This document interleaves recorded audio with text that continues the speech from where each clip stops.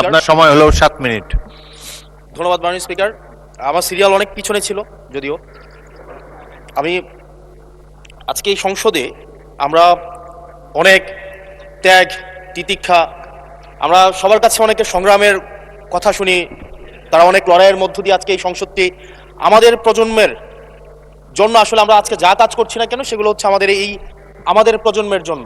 আপনারা যে কাজগুলো করছেন, যে দায়িত্বটা নিয়েছেন, এই দায়িত্বের ফলভোগী বা সুবিধাভোগী কিন্তু আমাদের এই প্রজন্ম।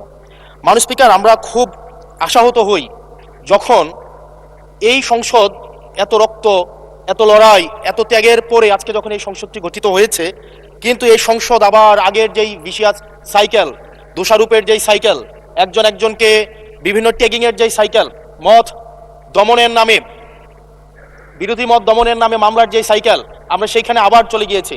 ক্যাম্পাসগুলো আবার আনরেস্টের দিকে যাচ্ছে, অস্থিতিশীল পরিবেশ সৃষ্টি হচ্ছে, বিরোধী দল মত দমনের জন্য মামলা করা হচ্ছে, প্রতিমন্ত্রীকে ফেসবুকে লেখার কারণে বাসা থেকে তুলে নিয়ে আসা হচ্ছে, হুইপকে সমালোচনা করলে বাসা থেকে তুলে নিয়ে আসা হচ্ছে। আবার আমরা আগের সংস্কৃতিতে আমরা চলে যাচ্ছি, যেখানে মাননীয় প্রধানমন্ত্রী নিজে কার্টুন শেয়ার করে বিভিন্ন স্যাটায়ার, বিভিন্ন মকারিকে প্রমোট করছে, বিরোধী মতকে প্রমোট করছে। সেইখানে এই সংসদ গঠিত হওয়ার পর থেকে আজকে পর্যন্ত 9টা ঘটনা ঘটেছে যেখানে মত প্রকাশের জন্য আজকে বাসা থেকে তুলে নিয়ে আসা হয়েছে। মাননীয় স্পিকার, আমরা মত প্রকাশের স্বাধীনতা চাই। মত প্রকাশের স্বাধীনতা আগেও ছিল, মত প্রকাশের স্বাধীনতা আওয়ামী লীগের সময় ছিল, তবে সেটা সহমত প্রকাশের স্বাধীনতা। আমরা এই পার্লামেন্টের পরে আমরা শুধুমাত্র মত প্রকাশের স্বাধীনতা নয়, আমরা দ্বিমত প্রকাশের স্বাধীনতা চাই। আমরা এখানে দাঁড়িয়ে মাননীয় প্রধানমন্ত্রীর সমালোচনা করতে চাই, আমরা নির্ভয়ে ফেসবুকে আমরা ব্যাক স্পেস ব্যবহার করতে চাই না। কিন্তু আবার একটা ভয়ের পরিবেশ সৃষ্টি করা হচ্ছে, আবার একটা আতঙ্কের পরিবেশ সৃষ্টি করা হচ্ছে। আমরা দেখলাম সিলেক্টিভ এক ধরনের বিরোধিতার পরিবেশ তৈরি করা হচ্ছে। আমাদের সমাজের যারা গ্রহণযোগ্য এক ধরনের পলিটিক্যালি এলিট শ্রেণীর নারীদেরকে নিয়ে যখন সমালোচনা করা হয়, তখন সেটাকে নারীদের বিরুদ্ধে এটাকে বিবেচনা করা হয়। কিন্তু যারা পলিটিক্যালি পিছিয়ে পড়া জনগোষ্ঠী রয়েছে, গার্মেন্টস কর্মী রয়েছে, যারা হচ্ছে এই দেশের অর্থনীতির চাকাকে সচল করার জন্য রাত দিন পরিশ্রম করে যাচ্ছে, গ্রামগঞ্জের নারীরা মায়েরা যারা রাত দিন পরিশ্রম করে যাচ্ছে, তাদেরকে যখন স্লাট শেম করা হয়, গালি দেওয়া হয়, সেটাকে আমরা নারী বিরোধিতা হিসাবে আমরা সেটাকে আমলে নেই না। এই ধরনের সিলেক্টিভ নারী বিরোধিতা করা, এই ধরনের সিলেক্টিভ নারী সমালোচনা করার যেই ধরনের প্রবণতা রয়েছে, সেই জায়গাগুলো থেকে মাননীয় স্পিকার আমাদেরকে বেরিয়ে আসতে হবে। মাননীয় স্পিকার, আজকে ক্যাম্পাসগুলোতে আবার এক ধরনের অস্থিতিশীলতা তৈরি করা হচ্ছে। আমি ইউনিভার্সিটি থেকে 2022 সালের অক্টোবরে ইউনিভার্সিটি থেকে এসেছি। আমাদের সময় গ্যাস্ট্রম গণরুমের কালচার ছিল। আমাদের সময় একটা শিক্ষার্থী অনেক স্বপ্ন নিয়ে বিশ্ববিদ্যালয়গুলোতে যেত।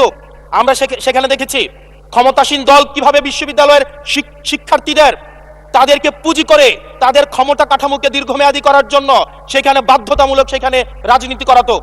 আজকে সেখানে বিশ্ববিদ্যালয়গুলোতে আবার গ্যাস্ট্রম গণরুম কালচার চালু করার প্রয়াস শুরু হয়েছে, আবার সেইখানে বাধ্যতামূলক রাজনীতির কালচার শুরু করা হচ্ছে। আমরা দেখেছি ক্ষমতাসীন যারা রয়েছে তারা তাদের সন্তানদেরকে বিদেশে রেখে নিরাপদ ভবিষ্যৎ নিশ্চিত করে, আর মধ্যবিত্ত সন্তানরা যাদের বাবা মায়েরা কলকারখানায় কাজ করে, যাদের বাবারা রেমিটেন্স যোদ্ধা, যাদের বাবারা কষ্ট করে তাদের সন্তানদেরকে বিশ্ববিদ্যালয়ে পাঠায়, তাদের সন্তানদেরকে ক্ষমতালোভী রাজনীতিবিদরা তাদের সন্তানদেরকে ব্যবহার করে তাদের ক্যারিয়ারে ঝুঁকিতে ফেলে তাদের গদি বা পাটাতন শক্ত করার জন্য নিজের সন্তানের ভবিষ্যৎকে বিদেশে রেখে নিরাপদে রাখে, আর পরের সন্তানের ভবিষ্যৎকে নিয়ে ছিনিমিনি খেলে। মাননীয় স্পিকার, আমরা এই সংস্কৃতির পরিবর্তন চাই। আমরা চাই বিশ্ববিদ্যালয়গুলো শুধুমাত্র নেতা তৈরির হাতিয়ার হবে না। এই বিশ্ববিদ্যালয়গুলো গবেষণা, বিশ্ববিদ্যালয়গুলো পাঠ চর্চা, বিশ্ববিদ্যালয়গুলো সেখানে এক ধরনের মনস্তাত্ত্বিক সমৃদ্ধি, এবং সেখানে হচ্ছে আমরা যেখানে গবেষণা হবে সেখানে আমরা বিশ্ববিদ্যালয়গুলো থেকে বুদ্ধিজীবী গবেষক আমরা হচ্ছে বাংলাদেশকে এবং জাতিকে উপহার দিতে পারবো। কিন্তু অত্যন্ত দুঃখজনক বিষয়, আজকে বিশ্ববিদ্যালয়গুলো শুধুমাত্র নেতা উৎপাদন করার এক ধরনের বিশেষ সার্কেলে পরিণত হয়েছে। মাননীয় স্পিকার, এই 36 জুলাই এই তরুণ প্রজন্মকে কি দিয়েছে? বক্তব্যের শুরুতে অনেককে স্মরণ করে আমরা 36 জুলাইতে যারা আহত হয়েছে, 17 বছর ধরে যারা নির্যাতিত নিপীড়িত হয়েছে, তাদেরকে স্মরণ করতে আমরা লজ্জা পাই। মাননীয় স্পিকার, তাদেরকে মুখ দেখানোর আমাদের জায়গা নাই, আমরা তাদেরকে কিছুই দিতে পারি নাই।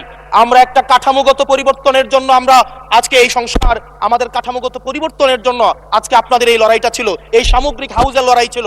আমি চ্যালেঞ্জ করে বলতে পারি, যদি 2009, 10, 11, 12, 13, 14 সালে আমি সংসদে বসে কিছুক্ষণ আগে আমি 2009 সাল পরবর্তী থেকে 12 সাল পর্যন্ত যেই সংসদের যে বিতর্কগুলো ছিল আমি বিতর্কগুলো পড়ার চেষ্টা করছিলাম।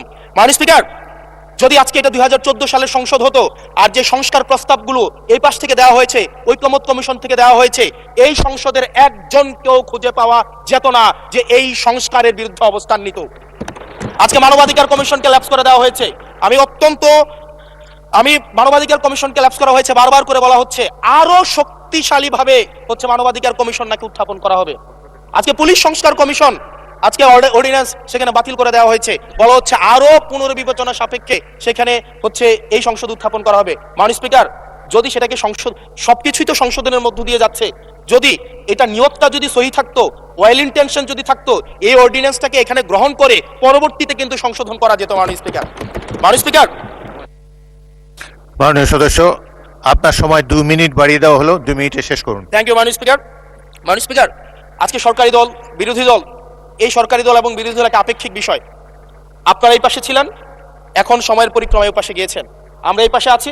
যদি জনগণ চায়, আমরা যদি মানুষের ম্যান্ডেট নিয়ে এগিয়ে যেতে পারি, তাহলে সময়ের পরিবর্তনে এই সিট পরিবর্তন হবে। আমি আপনাদের সবাইকে আহ্বান জানাবো, প্রজন্মের ভাষাকে অনুধাবন করার চেষ্টা করুন। এটা আমি আমার নিজেকেও বলবো, প্রজন্মের ভাষাকে পড়ার চেষ্টা করুন। আমাদের প্রধানমন্ত্রী যিনি আছেন, মাননীয় প্রধানমন্ত্রী, ওনার সন্তান যেই প্রজন্মের, আমরা একই প্রজন্মের, আমাদেরকে ধারণ করার চেষ্টা, আমি চাইবো আপনারা সবাই আমাদেরকে ধারণ করার চেষ্টা করবেন। বিএনপির নয়, কেবল জামাতের নয়, কেবল এনসিপির নয়, বাংলাদেশের মানুষের স্বার্থ, বাংলাদেশের মানুষের আকাঙ্ক্ষা, বাংলাদেশের মানুষের স্বপ্ন বাস্তবায়ন যেন আমরা করতে পারি। মাননীয় স্পিকার, এই চেয়ার আমি অনুধাবন করতে পারছি জনগণ বিচ্ছিন্নতা তৈরি করে। এই সংসদে বসে, এসি রুমে বসে, এসি গাড়িতে চলে, মিনিস্ট্রির এসিতে বসে, বাসার মধ্যে 24/7 আনইন্টারাপ্টেড ইলেকট্রিসিটির মধ্যে থেকে জনগণের সমস্যা বোঝা যায় না। এই জন্য এই সংসদে যখন আমরা দাঁড়াই, আমরা জনগণের সমস্যা অনুধাবন করতে পারি না। আমরা এই সংসদে বসে যদি আমরা লোডশেডিং এ আমরা খুঁজি, এই সংসদে বসে লোডশেডিং পাওয়া যাবে না, এই সংসদে বসে জনগণের সমস্যা পাওয়া যাবে না, এই সংসদে বসে সবকিছুকেই, মাননীয় স্পিকার, আমরা যে এই বাংলাদেশের সবচেয়ে সুবিধাভোগী মানুষের মধ্যে এই সংসদে যারা বসে আছি, বাংলাদেশের সবচেয়ে ফেসিলিটেড মানুষের মধ্যে আমরা অন্যতম। মাননীয় স্পিকার, আমাদের জনগণের কাছে যেতে হবে, জনগণের আশাগুলোকে, সময়গুলোকে, স্বপ্নগুলোকে আমরা রাজনৈতিক ভাষার মধ্য দিয়ে, কর্মসূচির মধ্যে সেগুলোকে বাস্তবায়নের জন্য আমাদের সবাইকে সমন্বিতভাবে, ঐক্যবদ্ধভাবে কাজ করার প্রয়াস আমাদেরকে থাকতে হবে। আবার যদি আমরা বিভাজনের রাজনীতিতে যাই, তাহলে সেখান থেকে বিএনপি বেনিফিটেড হবে না, এনসিপি বেনিফিটেড হবে না, জামাতে ইসলামী বেনিফিটেড হবে না, সেইখান থেকে বেনিফিটেড হবে আমরা জুলাইতে যাদেরকে আমরা পরাজিত করেছি, তারা বেনিফিটেড হবে। মাননীয় স্পিকার, ধন্যবাদ। ওকে, লাস্ট মিনিট। সেজন্য আজকে এই সংসদে আমাদের একটা ন্যাশনাল এগ্রিমেন্টের দিকে যেতে হবে। আমরা পলিসির জায়গায় আমাদের বিরোধিতা থাকবে, পলিসির জায়গায় আমরা এগ্রিমেন্টের মধ্যে থাকবো, কিন্তু আমাদের একটা রেড লাইন টানা উচিত। এই লাইনটা আমরা ক্রস করব না। আমরা যখন শুনতে পাই যে একটা রাজনৈতিক দলকে নির্মূল করার আহ্বান একটা সরকার দল থেকে আসে, সেই বাংলাদেশে আমরা মাননীয় স্পিকার ফিরতে চাই না। মাননীয় স্পিকার, আমরা এখানে আমরা কনস্ট্রাকটিভ ভাবে পলিসির জায়গা থেকে আমরা আর্গিউ করব, আমরা এগ্রি করব, আমরা ডিসএগ্রি করব, কিন্তু মাননীয় স্পিকার, নির্মূলের রাজনীতি, বিনাশের রাজনীতি, দমনের রাজনীতি, পীড়নের রাজনীতি যদি আমরা বাংলাদেশে আবার পরিচয় করাই, ইন্ট্রোডিউস করাই, সেইখান থেকে এই সংসদের কেউ বেনিফিটেড হবে না। বেনিফিটেড হবে আমাদের সবচেয়ে বেশি যারা আমাদের এই বাংলাদেশটাকে ঝুঁকির দিকে ঠেলে দিয়েছে, সেই অপশক্তি হচ্ছে মাননীয় স্পিকার বেনিফিটেড হবে। সেজন্য আমরা ঐক্যবদ্ধভাবে বাংলাদেশটাকে বিনির্মাণ করি। ধন্যবাদ মাননীয় সদস্য।